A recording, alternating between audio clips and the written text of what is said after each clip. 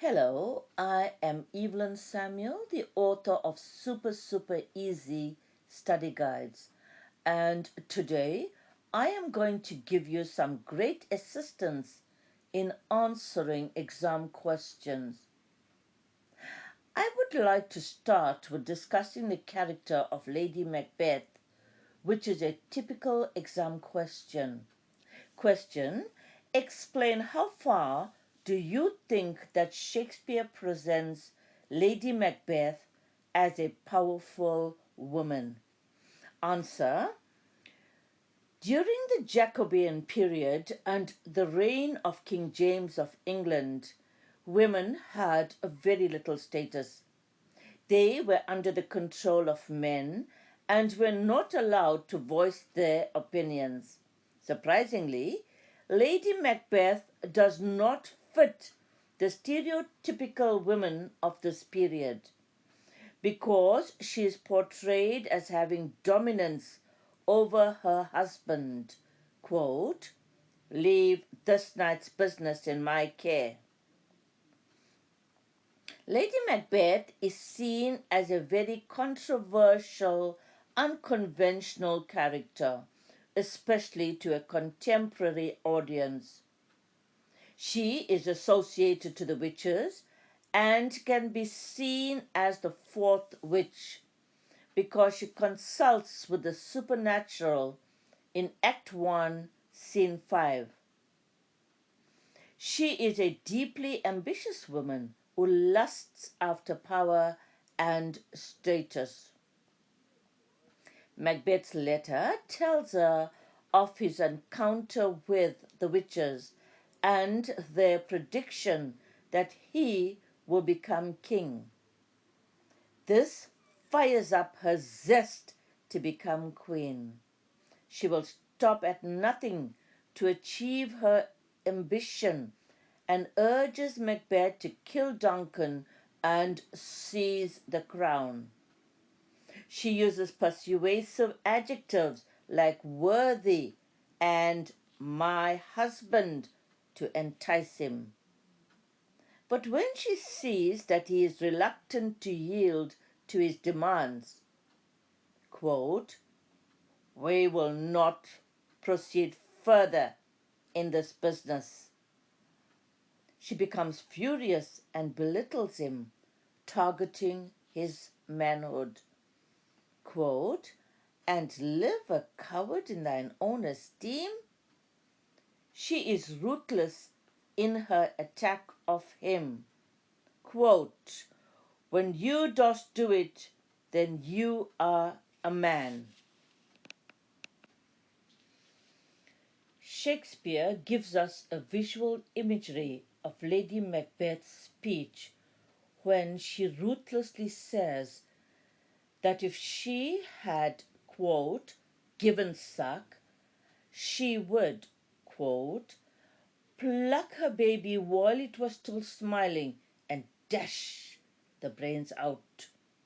Here, her devious and ruthless personality is clearly visible, and the onomatopoeia dash gives the audience a sense of revulsion for her cruelty.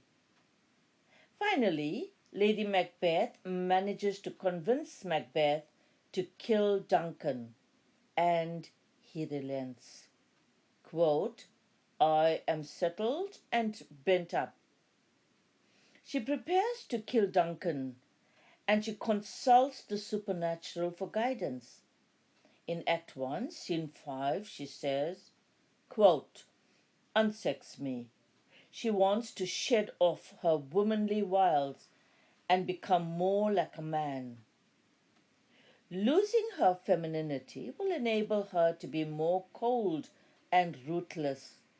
Quote, "Make thick my blood." Shakespeare presents Lady Macbeth as close to being supernatural, and we see her very dark-toned soliloquy where she is cavorting with the supernatural. Her desperation for power has become very, very great. She is also presented as being bold and confident because when Macbeth asks if we should fail, she tells him, quote, to screw your courage to the sticking place and we will not fail. Her evil intentions and immense power over Macbeth is clearly visible here. She also tells him in Act 1, Scene 5, quote, to look like the innocent flower, but be a serpent underneath. She wants him to pretend to be kind and sweet like a beautiful flower, but maintain a murderous intent when Duncan comes to the castle.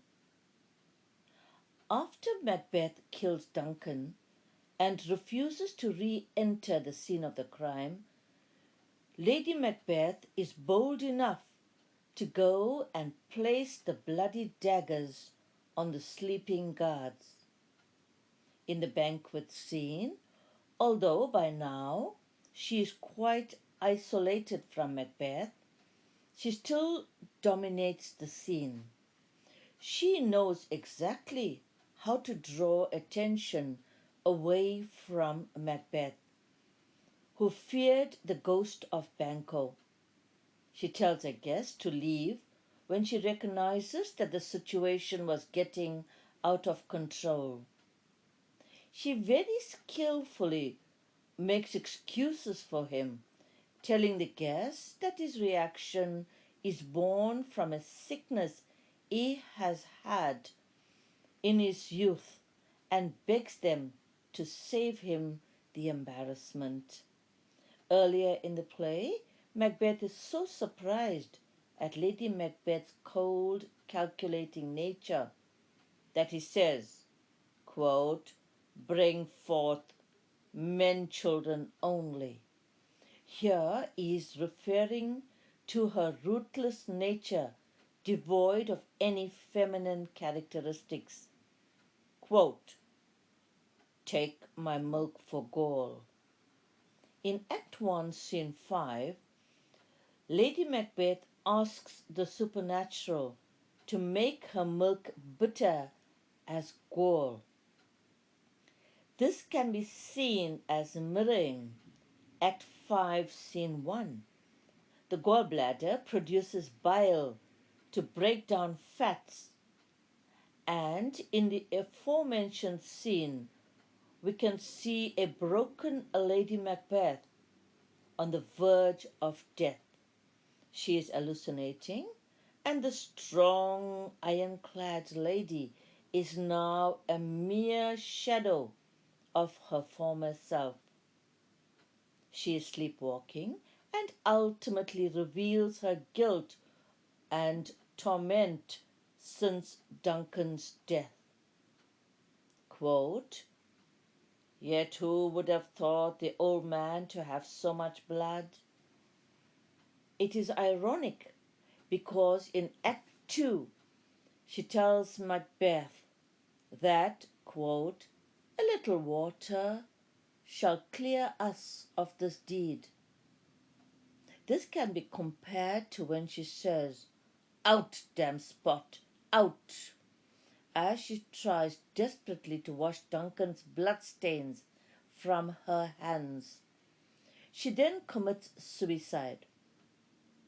When Macbeth was told that she has died, he shows acceptance and says, quote, she should have died hereafter. We tend to sympathize with Lady Macbeth here because she is able to redeem herself and show some remorse. Quote, all the perfumes of Arabia will not sweeten this little hand. Act 5, Scene 1.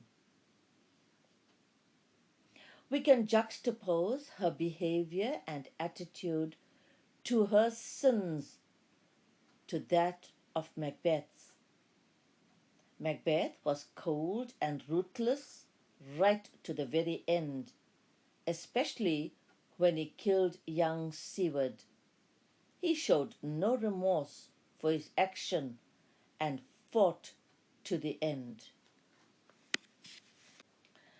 My book, Macbeth Made Super Easy, has more help on the character of Lady Macbeth.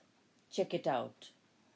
If you like my video, please share, give it a thumbs up, and subscribe. Thanks very much indeed. Good luck.